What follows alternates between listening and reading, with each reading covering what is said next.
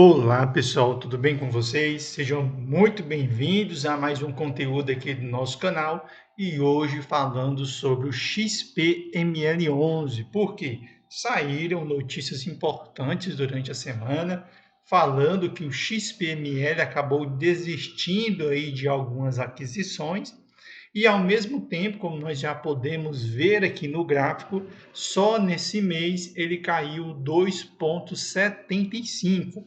Então, quando você tem um fundo imobiliário de tijolo, como nós podemos observar, ele cai 2,75 dentro de um mês, isso cai como uma bomba porque muitos investidores, eles são pessoas físicas, ou seja, CPF. Ou seja, eles vão buscar esse conteúdo na internet. E ao ver que o seu fundo imobiliário está despencando, imediatamente eles acham que está acontecendo alguma coisa ruim e correm para vender esse fundo imobiliário, que gera uma pressão de compra, né? A famosa espiral de baixa que nós chamamos, onde o fundo ele começa a cair até que sai uma notícia boa, porque faça ele subir novamente. Só que o XPML11 ele é um fundo de shopping, assim como o VISC, assim como tantos outros fundos de tijolos, eles estão caindo não é por causa disso, né? Eles estão caindo pelos seguintes motivos. Eles estão caindo por quê? Porque a Selic provavelmente não vai mais cair tanto esse ano, né? Ou seja, a taxa de juro vai permanecer alta. A taxa de juro permanecendo alta, ela não destrava a inflação, ou seja, ela controla a inflação. Como os contratos dos fundos de tijolo são indexados à inflação, não tem como o fundo de tijolo ele crescer, certo? Além disso, os títulos públicos estão dando IPCA mais 6, né? E dando IPCA mais 6, muita gente tira dinheiro de fundos imobiliários, de ações e migram para a renda fixa. E um outro ponto importante é que os Estados Unidos ele acabou mantendo aí a sua taxa de juro, o que atrai dinheiro do mundo todo para lá, porque enquanto o Brasil vinha diminuindo a taxa de juro, os Estados Unidos está mantendo. Então você prefere ganhar em dólar ou em real? Como muitos investidores brasileiros ainda só investem no Brasil, eles ficam presos.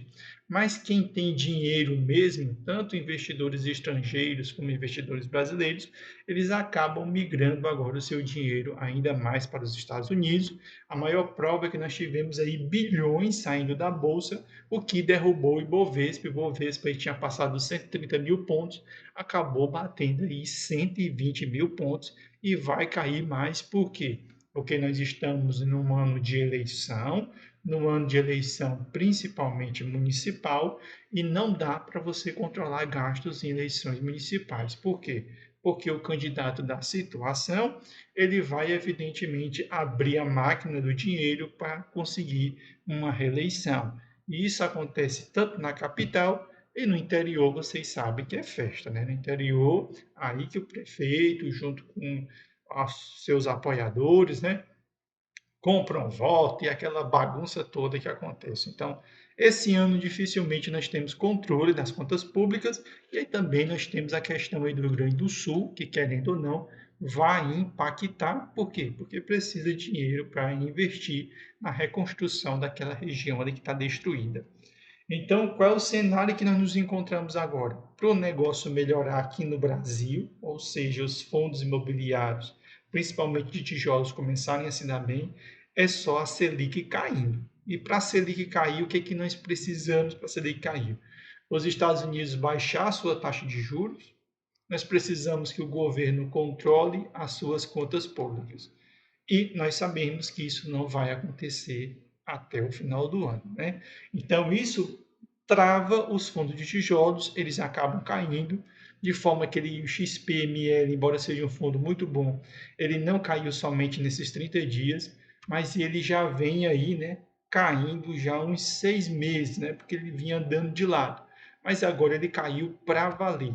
Se nós olharmos os últimos um ano, a gente vai ver um cenário bem interessante, onde ele saiu ali da casa de R$ 103,70, chegou a um pico aqui de R$ 120 ali no final do ano, e todo mundo estava muito empolgado com a queda da Selic. Como nós entramos no novo ano e essa queda da Selic tão acelerada não está vindo, evidentemente os fundos de tijolos eles começam a despencar. E quando eles começam a despencar, mesmo pagando muito dividendo, o dividend yield do fundo aumenta, né? Porque ele vem caindo e o dividendo se paga uma vez ao mês. Então, o dividendo ele começa a subir, né? E já foi aí para 9,45, mas mesmo assim, este fundo, embora com a queda de quase 3% dentro de um mês, ele teve uma valorização de 6,9, certo? Se nós descermos aqui, a gente vai ver algo muito interessante. Ele está no seu valor ideal, seu preço sobre o valor patrimonial ideal. Ele tem um caixa muito bom de 837 milhões, né? Enquanto o VISC, né, também tem um patrimônio muito bom guardado. Tem um dividend yield de 13,65, né? A média aí nos últimos 3 anos foi nessa casa, né? Ou seja, o crescimento desse dividend yield de 13,65%.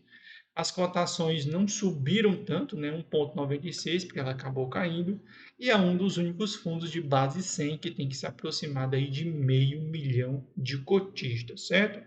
Vamos ver se é verdade a subida do dividendo, né? Ele pagou mais em janeiro de 2024 que 2023, pagou mais em fevereiro de 2024 que fevereiro de 2023, e isso se repetiu em março, isso se repetiu em abril, e isso se repetiu em maio, ou seja, os dividendos eles vêm subindo e o fundo ele vem pagando regularmente. Então a grande pergunta que você investidor faz é o que?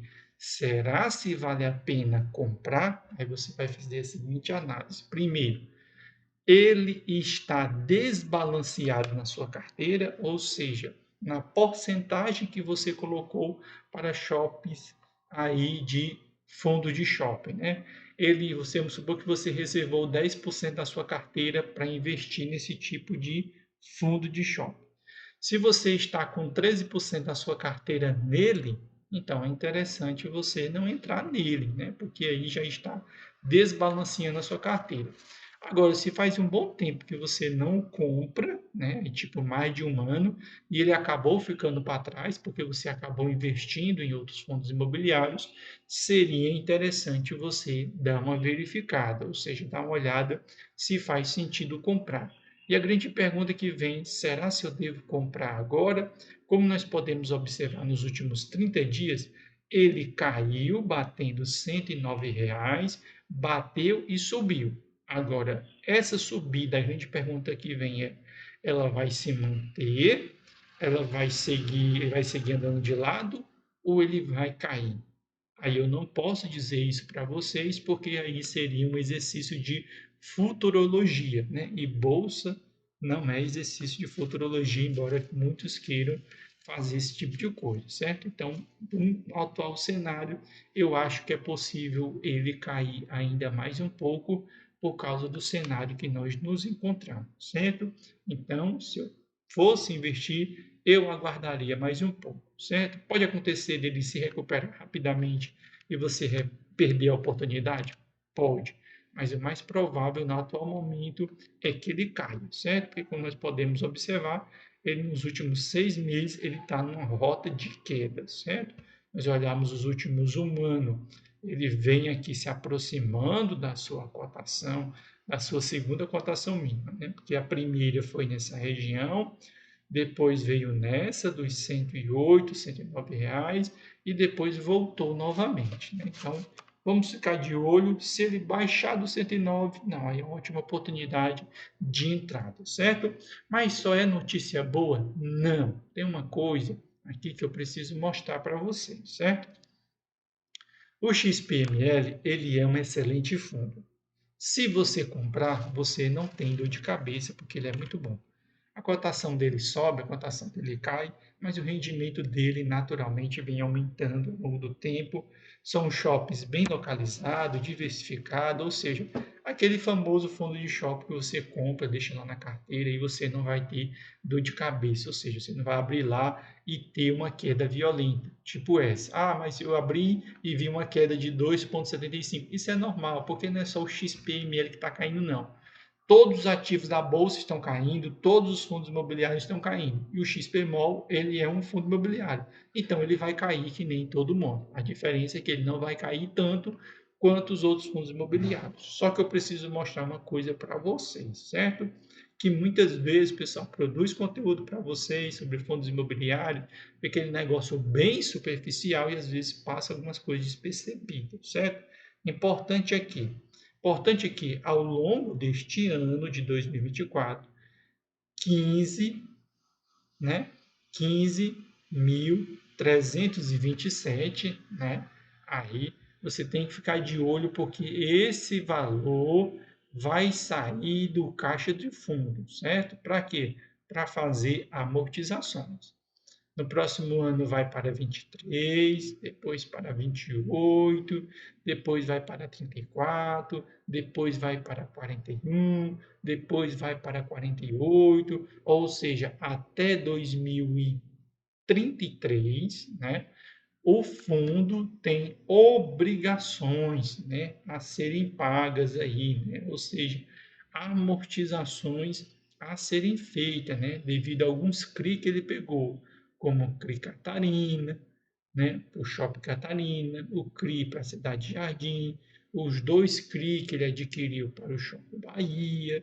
Então, nós temos aí que ficar de olho. Claro que são valores pequenos, são valores pequenos, uma vez que o rendimento do fundo ele é muito alto. Mas, querendo ou não, é um valorzinho que vai sempre saindo ali do caixa, né? E vai ali comendo um pouquinho do dividendo, certo? Mas é algo para me assustar? Não, mas é uma dívida ali que ela vai aumentando com o tempo até 2033, certo? Então, esse era o nosso vídeo de hoje, chamando a atenção de vocês que nós estamos no cenário de boa oportunidade, de excelente oportunidade, né? Nós estamos aí com VISC descontado, PTLG caindo e XPML caindo, ou seja, 3 bons fundos imobiliários despencando, o que abre aí uma oportunidade para você que é investidor, certo? Você que gostou desse conteúdo aqui de fundos imobiliários, que não é seguidor do nosso canal, segue o nosso canal todos os dias, a partir das 18 horas nós estamos colocando conteúdo novo para vocês, sempre trazendo informações sobre fundos imobiliários, certo? Nós somos focados aqui em fundos imobiliários. Claro que nós poderíamos falar sobre outros assuntos, poderia, mas ficaria um conhecimento pulverizado, né? Ou seja, a gente não teria oportunidade de aprofundar sobre uma temática tão importante, certo? Então, abração para vocês, um bom final de semana para todos vocês, e um bom domingão aí para todos vocês. Você que não segue o nosso canal, segue o nosso canal e até o próximo conteúdo aqui. Galera, por que eu considero esse o livro mais importante para você mudar de vida sobre finanças? Porque esse livro é para pobre.